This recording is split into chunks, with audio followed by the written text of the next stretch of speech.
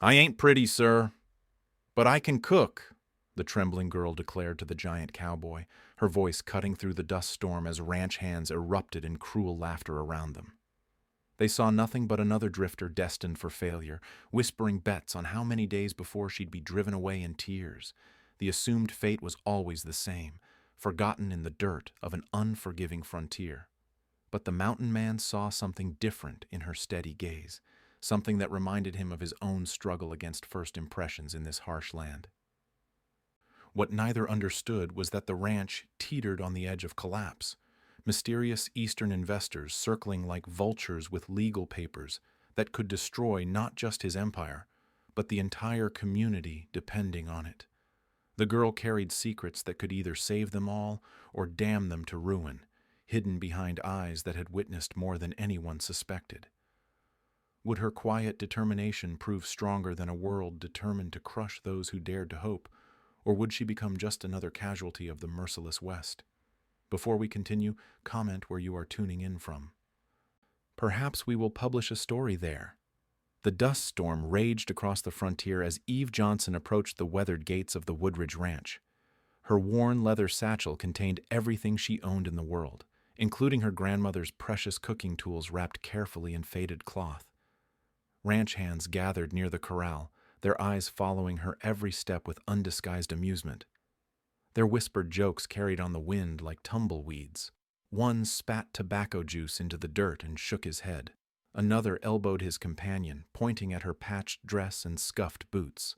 The massive figure of Bear Woodridge emerged from the main house, his shadow stretching across the dusty yard. He stood nearly 7 feet tall, with hands that could break fence posts and shoulders that filled door frames. His presence commanded respect from every man on the ranch. Eve stopped 3 feet away from the giant, her chin lifted despite the mockery surrounding her. "I ain't pretty, sir, but I can cook." The ranch hands erupted in laughter. One slapped his knee and nearly fell off the fence rail. Another made a comment about her appearance that sent fresh waves of cruel amusement through the group. Bear studied her face. Something in her steady gaze reminded him of his own early days, when men judged him only by his size and assumed he had no brain behind the brawn. He raised one massive hand. The laughter died instantly. "You got experience?" "Yes, sir. Been cooking since I could reach a stove." Amos Hargrove stepped forward, his weathered face twisted with disapproval. As foreman, he spoke for the practical concerns of running a working ranch. "Boss, we got enough troubles without taking on charity cases. Look at her. She won't last a week out here." The other hands nodded their agreement. This was harsh country that broke strong men regularly. What chance did she have? Bear's eyes never left Eve's face. "You eat what you cook?" "Every meal, sir. Then you start tomorrow. Amos will show you the kitchen." The foreman's jaw tightened, but he didn't argue with his boss in front of the men. That conversation would come later, in private. Eve followed Amos toward a small building behind the main house.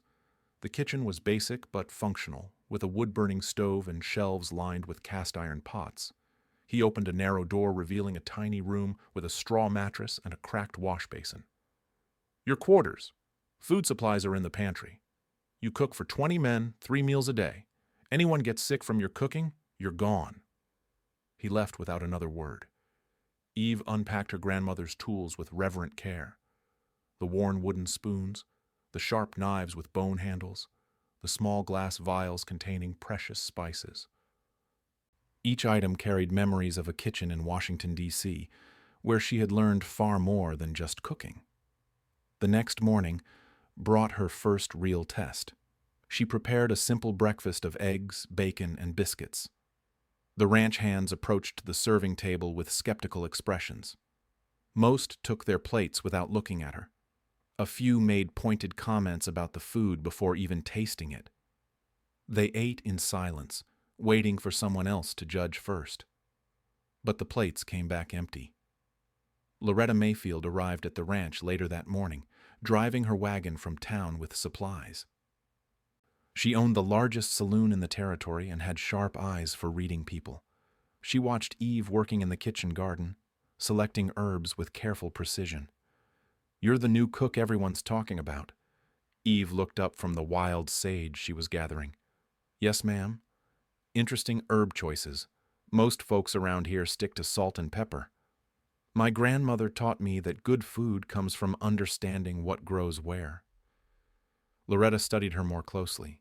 There was something in the girl's speech patterns, a careful way of choosing words that suggested education beyond what her circumstances implied. Meanwhile, Bear sat in his office, staring at ledger books that told a grim story. The ranch was bleeding money. Cattle prices had dropped while feed costs soared. Worse, Eastern investors had been circling for months, making increasingly aggressive offers to buy his land at prices far below its true value. They claimed legal complications with his property titles, producing documents that seemed official but felt wrong somehow. Bear lacked the education to challenge their legal maneuvering effectively. Amos knocked and entered without waiting for permission. We need to talk about the girl. What about her? The men are laughing at us, taking on a charity case when we can barely afford to pay wages. It makes us look weak. Bear leaned back in his chair. The men ate every bite of breakfast this morning. That's not the point.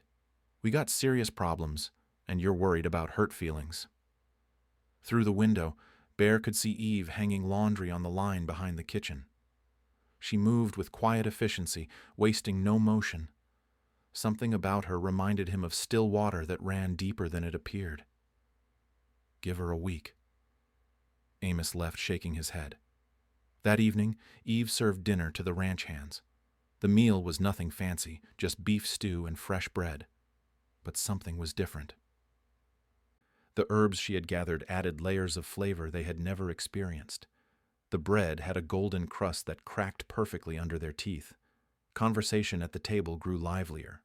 Men who usually ate in sullen silence began talking about their work, their plans, their hopes. The atmosphere shifted subtly but noticeably. From the main house, Bear watched through his window as his men lingered at the table instead of rushing back to the bunkhouse. For the first time in months, the ranch felt like something more than just a failing business. But he had no idea that Eve possessed knowledge that could either save everything he had built or destroy it completely. 3 weeks passed before disaster struck the Woodridge Ranch. The cattle drive to market had failed spectacularly when buyers rejected their livestock at the last minute, citing mysterious concerns about the ranch's legal standing. Bear returned with empty wagons and even emptier pockets. The ranch hands gathered in worried clusters, whispering about missed wages and uncertain futures. Some began packing their belongings, preparing to seek work elsewhere before the situation grew worse. Amos cornered Bear near the barn, his frustration finally boiling over. This is what happens when you lose focus. While you're worrying about kitchen help, our whole operation is falling apart. The buyers had legal papers, Amos, said our cattle might be seized if ownership disputes aren't resolved. Then we need every dollar we can save, starting with unnecessary expenses. His meaning was clear. Eve had become the symbol of misplaced priorities in his mind. That afternoon, Bear received word that potential investors would visit the ranch within days. These men represented his last hope for financial salvation, but they expected to be impressed by more than just cattle and land. The meeting could determine whether the ranch survived or joined the growing list of failed enterprises scattered across the territory. Bear found Eve in the kitchen preparing dinner. She worked with the same quiet efficiency that had marked her first day, seemingly unaware of the crisis swirling around her. I need your help with something important. She looked up from the vegetables she was chopping. Yes, sir. Got some Eastern businessmen coming to visit. They'll expect a certain kind of meal, not just cowboy food. Think you can handle something fancier? Eve paused, her knife hovering over the cutting board. Something shifted in her expression, as if she was making a careful calculation. How fancy, sir? The kind of meal they'd serve in Washington, D.C. or New York. Multiple courses, proper presentation, the whole show. For the first time since her arrival, Eve smiled. It transformed her entire face. I can manage that, sir. Good. This meeting might be our only chance to save the ranch. After Bear left, Eve stood alone in the kitchen, her mind racing back to memories she had kept buried for months. She could almost hear her grandmother's voice echoing from the past. 20 years earlier, young Eve had hidden behind kitchen doors in a grand house in Washington, D.C., watching her grandmother serve elaborate dinners to politicians and businessmen. The old woman had insisted that Eve observe everything, not just the cooking techniques, but the entire ritual of power dining. Watch how they hold their forks, child. See how the wine is poured. Listen to how they talk when they think we can't hear. Knowledge is the only thing they can't take from us. Her grandmother had served the Pemberton family for 30 years, becoming invisible furniture in their dining room, while they conducted the nation's business over her carefully prepared meals. She had learned their secrets, their weaknesses, their ways of doing business, and she had passed every lesson to Eve. The morning of the meeting, Eve rose before dawn to begin preparations. She had convinced Loretta to bring special ingredients from town, trading her grandmother's silver thimble for wine and exotic spices. Amos watched her work with growing skepticism. Putting on airs won't change what she is. But Bear noticed details that escaped the foreman's attention. Eve moved through the preparation with practiced confidence, her hands shaping pastry and arranging presentations with skills that spoke of serious training. The investors arrived in a polished carriage that looked out of place against the rough ranch buildings. 3 men in expensive suits stepped down, their eyes taking in every detail with calculating precision. James Morrison led the group, his silver hair and commanding presence marking him as the decision-maker. His companions, Harold Vance and Thomas Kemp, served as his technical advisors and legal muscle. Bear welcomed them with his best attempt at Eastern manners, but his discomfort was obvious. He stumbled over formal phrases and seemed uncertain about proper etiquette. The first course appeared as they settled into the dining room. Eve had transformed the rough ranch table with crisp linens and careful place settings. The soup arrived in perfectly heated bowls, garnished with fresh herbs that added both color and sophisticated flavor. Morrison raised his eyebrows in surprise. "This is quite impressive, Mr. Woodridge. I wasn't expecting such refined cuisine." Bear relaxed slightly. "We try to maintain certain standards out here." As the evening progressed, each course exceeded the visitors' expectations. Eve had prepared duck with cherry sauce, vegetables arranged like artwork, and wines paired with mathematical precision. From the kitchen doorway, she watched the men's reactions carefully. Their body language spoke of growing respect for Bear's operation, though they still questioned his business sophistication. During the final course, Morrison leaned forward with obvious interest. "The meal has been exceptional. Your cook clearly has training beyond typical frontier standards." "She's talented," Bear agreed, though he was beginning to wonder exactly how talented.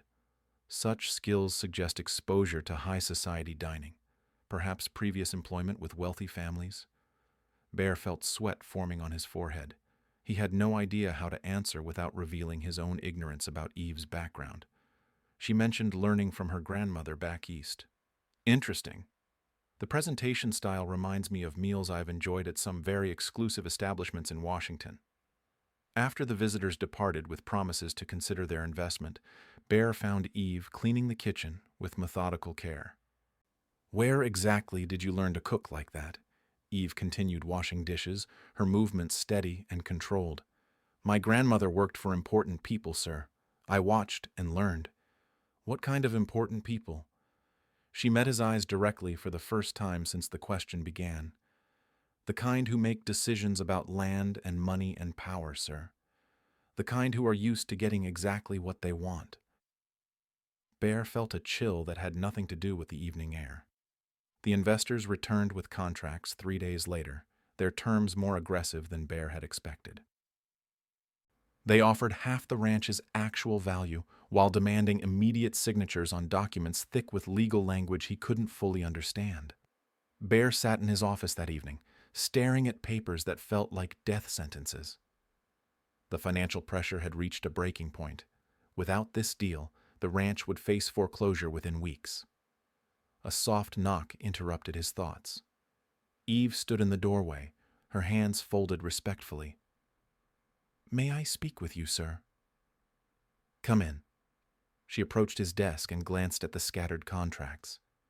Her eyes moved across the pages with surprising speed, as if she was actually reading the complex terms. "Those men aren't offering you a fair deal." Bear looked up sharply. "What do you know about business deals?" "More than you might think, sir. My grandmother didn't just cook for important people. She listened to every conversation that happened around her dinner table." Eve moved closer to the desk, her finger pointing to specific clauses in the contract. "This section gives them mineral rights to your entire property. This part allows them to change the terms after signing. And this clause means you'd still owe money even after selling them your land." Bear felt his world shifting. "How can you read legal language?" "Because I spent 15 years listening to lawyers and politicians discuss exactly these kinds of contracts. My grandmother made sure I understood every word." She pulled a chair close to his desk, her demeanor transforming from humble servant to strategic advisor. "The Pemberton family didn't just employ us, sir. They owned vast properties across the West, including territories in this area. I heard them plan these exact same tactics against other ranchers." Bear leaned back, studying her face with new eyes. "What exactly are you telling me?" "I'm telling you that I know how Eastern investors think, how they negotiate, and how they can be beaten at their own game." The next morning, Bear found himself in an impossible situation. His foreman demanded action on the failing ranch, while his cook offered knowledge that might save everything. Amos confronted him near the barn, his patience finally exhausted.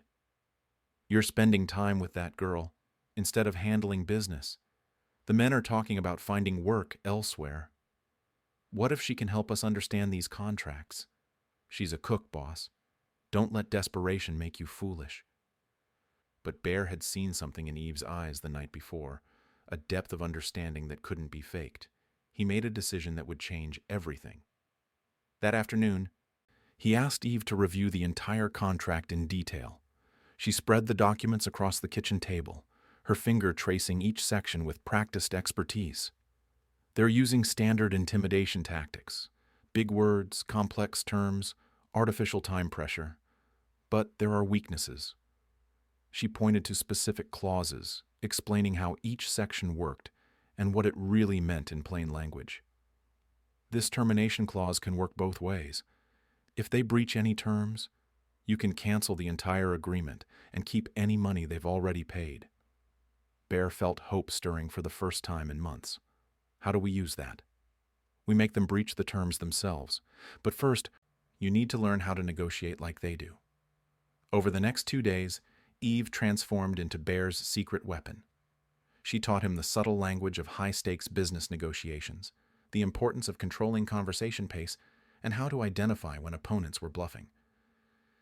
Eastern businessmen respect only 2 things: strength and sophistication. You have the strength. I can teach you the sophistication. She coached him on proper wine service, formal dining etiquette, and the art of saying no with grace instead of anger.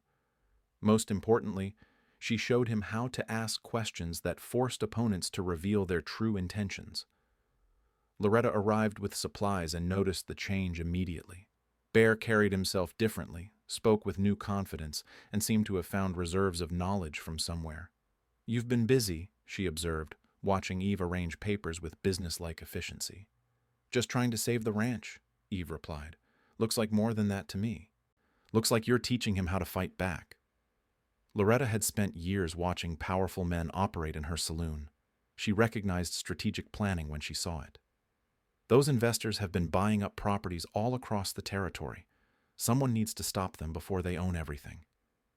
She offered to provide intelligence about the men's backgrounds, their previous deals, and their known weaknesses. The alliance expanded beyond the ranch itself. When Morrison and his partners returned for the contract signing, they faced a completely different Bear Woodridge. He greeted them with polished confidence, offered perfectly prepared refreshments, and discussed their terms with unexpected sophistication. "I've reviewed your offer thoroughly," Bear announced. "Several clauses require modification before I can consider signing." Morrison's eyebrows rose in surprise. "I was under the impression you were eager to complete this transaction." "Eager, yes. Careless, no."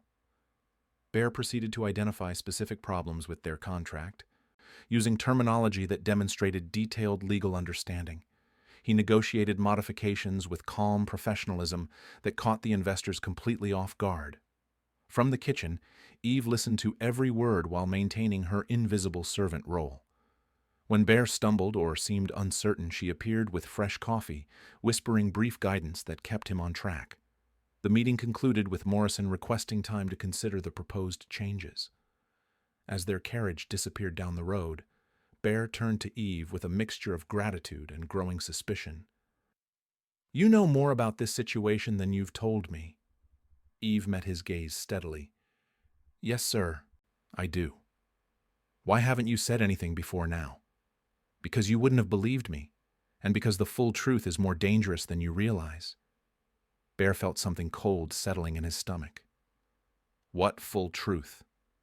Eve glanced toward the road where dust from the investor's carriage still hung in the air. "I know exactly who those men represent, and I know why they want your land so badly." Morrison returned within a week, but this time he brought reinforcements. 2 additional lawyers accompanied him, along with a surveyor carrying official-looking documents that claimed to show boundary discrepancies in Bear's property. The atmosphere had changed completely. Where previous meetings had maintained a veneer of politeness, this gathering felt like a hostile takeover in progress. "We've discovered some concerning irregularities in your land titles, Mr. Woodridge," Morrison announced, spreading maps across the dining table. "These surveys suggest your actual property boundaries are significantly smaller than you believe." Bear studied the documents, his improved understanding allowing him to spot inconsistencies that would have escaped him weeks earlier. The maps showed borders that would eliminate nearly half his ranch, including the most valuable grazing areas. "These surveys contradict the official records filed with the territorial government. Territorial records are often incomplete or inaccurate. Our research goes back to the original federal grants." One of the new lawyers, a thin man named Phillips, produced additional papers with impressive government seals.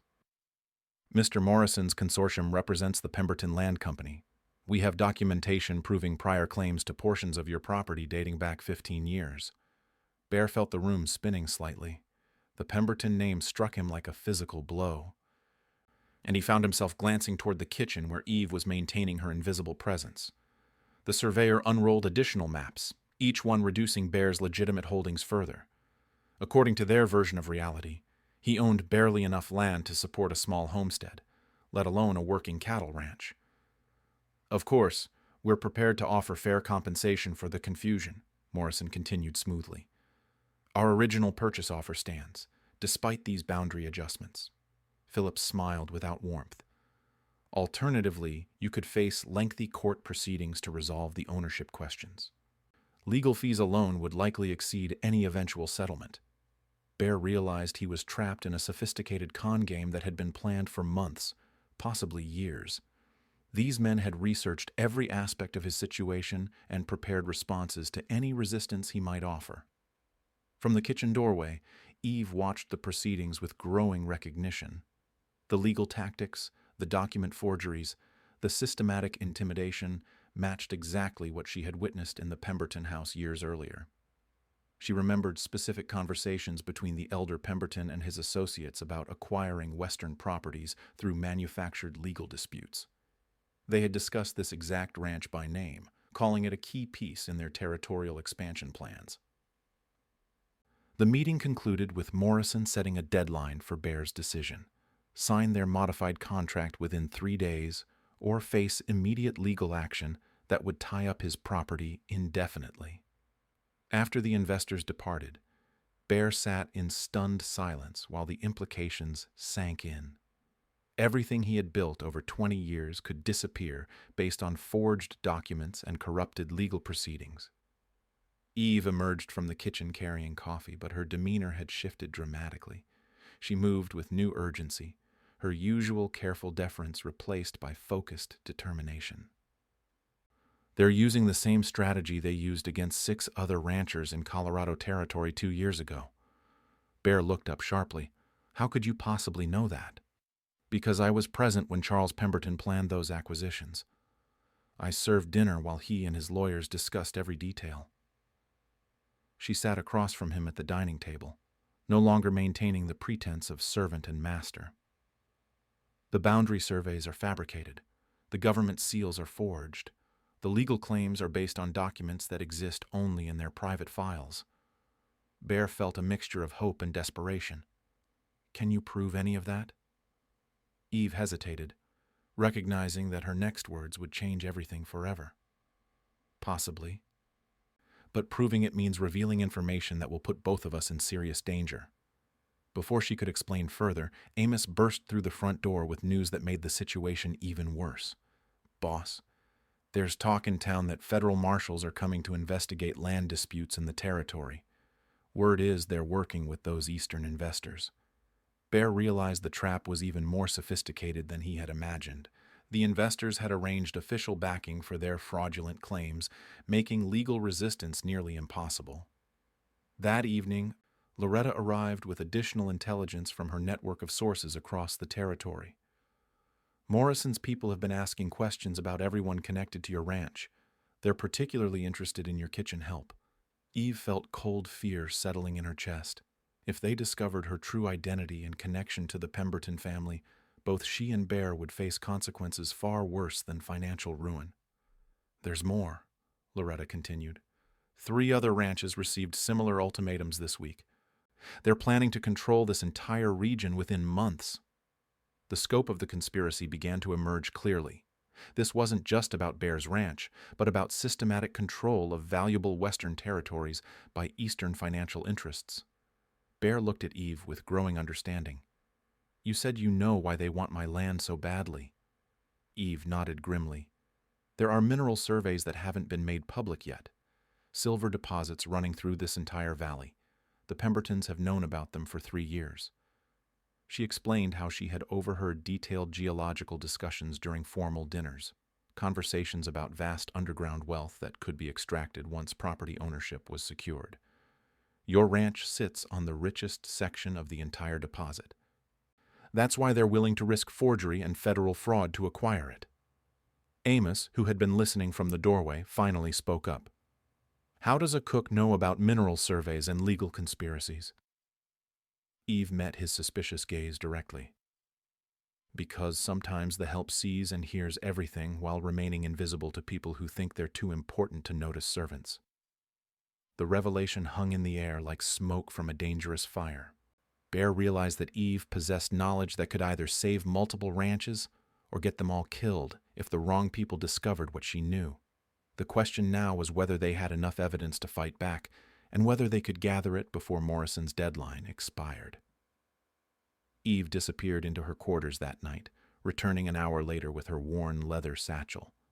She spread its contents across the kitchen table with reverent care, revealing far more than cooking implements.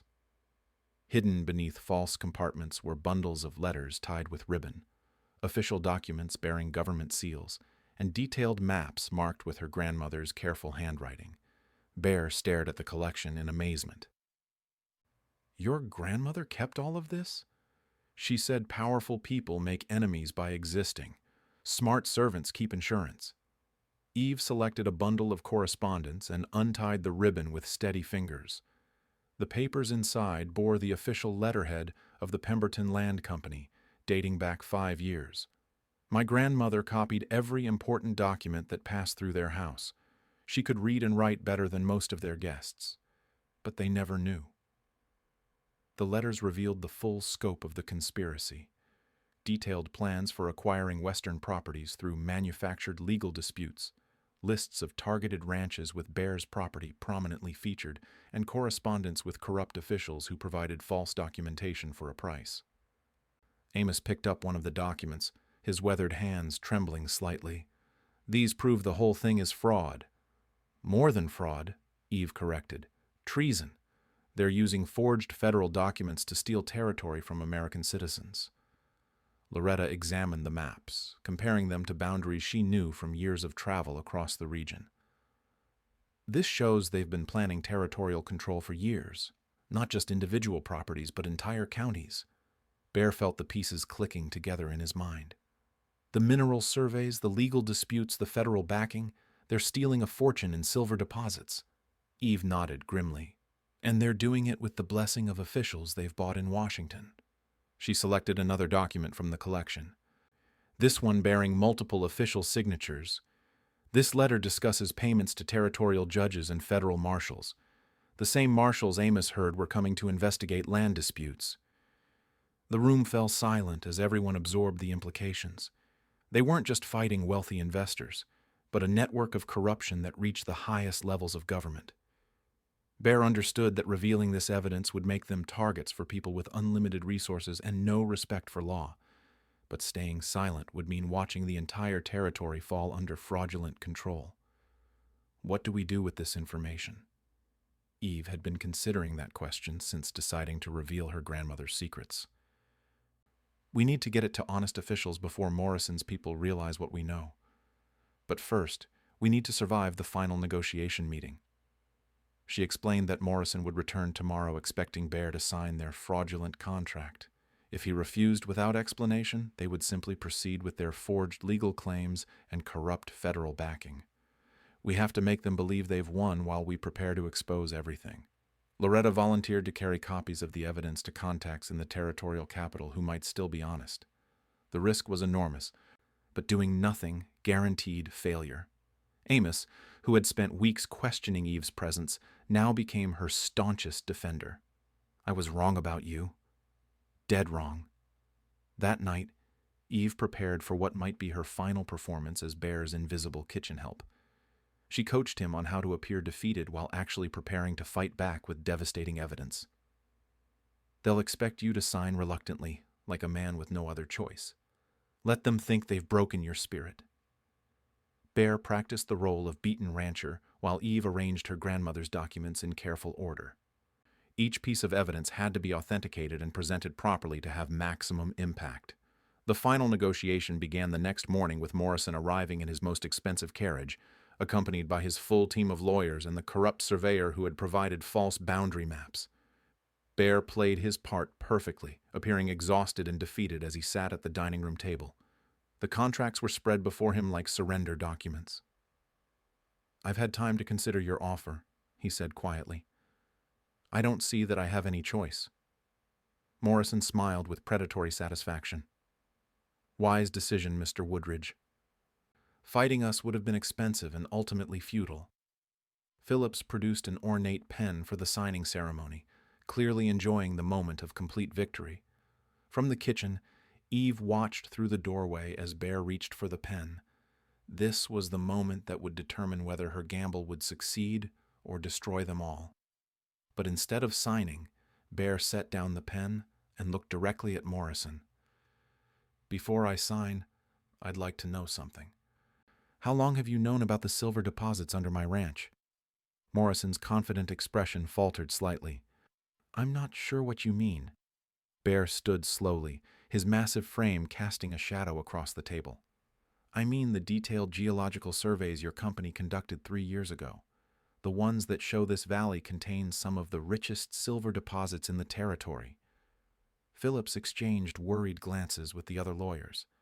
This wasn't the defeated rancher they had expected to face. "Furthermore," Bear continued, "I'm curious about these boundary surveys you've provided.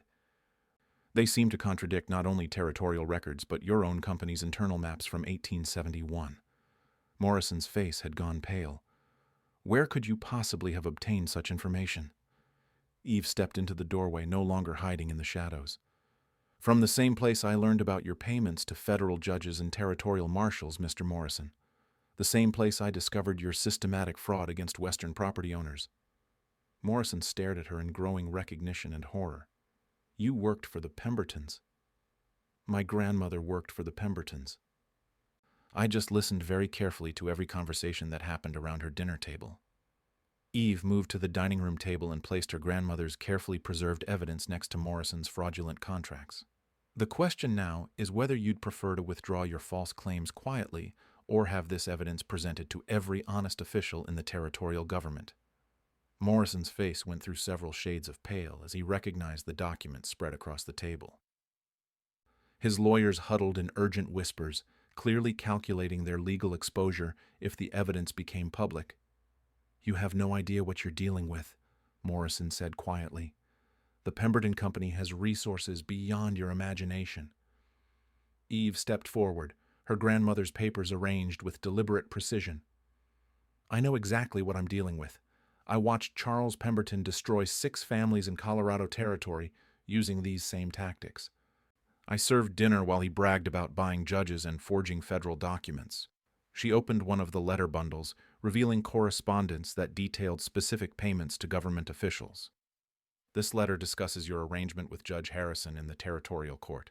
This one outlines payments to Marshall Davidson for falsifying federal claims, and this one contains the real geological survey showing silver deposits worth millions of dollars. Phillips made a desperate attempt to regain control. Those documents could be forgeries themselves, the word of a former servant against established businessmen. Bear reached into his desk drawer and produced additional papers, then explained these. Copies of the same documents from 3 different sources, all authenticated by territorial clerks. Loretta had worked through the night, using her network of contacts to verify Eve's evidence through official channels. The conspiracy was now documented beyond any reasonable doubt. Morrison realized his position had become impossible. The evidence was too comprehensive and too well documented to dismiss or discredit. "What do you want?" Eve's voice carried the quiet authority of someone who had finally stepped into the light. Complete withdrawal of all claims against properties in this territory, return of all lands acquired through fraudulent means in the past 2 years, and full compensation for families who lost their homes to your manufactured legal disputes. The terms were devastating, but clear. Morrison's entire Western operation would collapse, along with the fortunes they had expected to steal. Bear added his own condition, and a formal confession to territorial authorities about the corruption of federal officials. Morrison's lawyers advised immediate retreat, recognizing that fighting would only increase their legal exposure. Within an hour, they were loading their carriage for a hasty departure. As the dust settled from Morrison's retreat, the ranch hands emerged from their hiding places where they had been listening to the confrontation. The woman they had dismissed and mocked had just saved not only their jobs but their entire community. Amos approached Eve with his hat in his hands. "I owe you an apology that I can't begin to make. I was wrong about everything."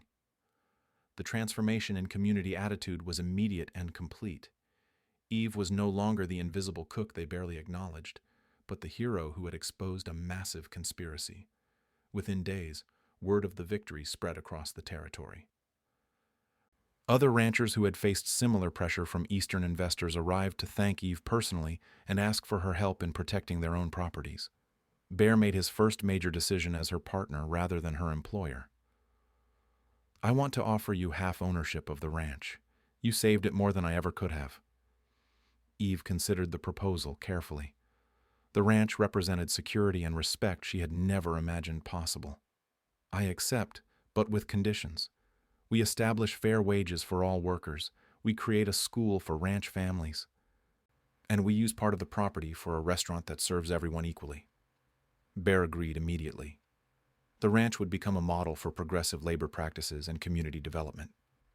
Loretta provided the initial investment for Eve's restaurant, recognizing both the business opportunity and the social significance of an establishment owned by someone who had risen from the bottom of society. Construction began within a month. The building would feature a dining room elegant enough for visiting dignitaries and a kitchen designed to Eve's exacting standards. Eve's grandmother's cooking tools found a place of honor in the new establishment, displayed in a glass case with a plaque explaining their history and significance. The first dinner service drew visitors from across the territory, including government officials curious to meet the woman who had exposed such extensive corruption. Eve moved through the dining room with quiet confidence, greeting guests with the same dignity that had sustained her through months of dismissal and mockery. The territorial governor himself attended the grand opening, using the occasion to announce new laws protecting property owners from fraudulent legal challenges.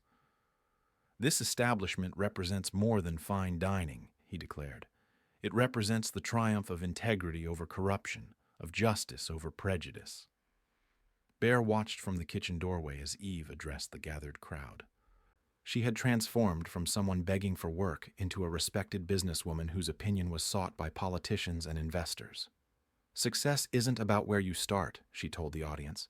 "It's about the knowledge you gather, the dignity you maintain, and the courage to act when justice demands it." The applause was genuine and sustained.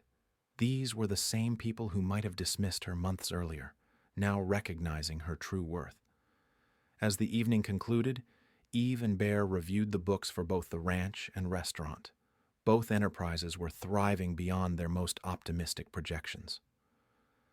The ranch had become profitable through improved efficiency and fair labor practices. The restaurant was booked solid for weeks in advance, drawing visitors from throughout the territory. More importantly, they had established a model that other communities were beginning to adopt. Fair treatment of workers, regardless of background, was proving more profitable than the old systems of prejudice and exploitation. Eve kept her grandmother's letters in a safe behind the restaurant bar, a reminder of how knowledge and patience could overcome seemingly impossible odds. The sign outside read, "Johnson and Woodridge, fine dining and fair dealings," in elegant gold letters that caught the morning sunlight. Every day brought new proof that courage and competence could indeed triumph over prejudice and corruption, transforming not just individual lives but entire communities in the process.